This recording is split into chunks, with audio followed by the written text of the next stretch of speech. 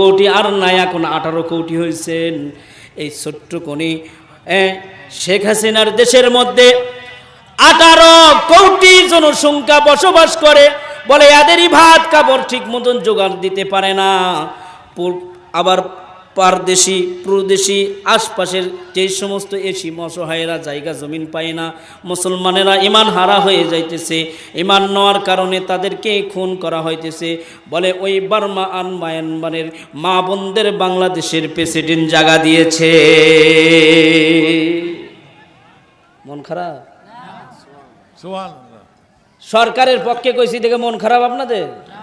হ্যাঁ, ভালো কাজ করছে তার পক্ষে বলার দরকার আছে না? এই কথা বলেন, আছে না? আছে।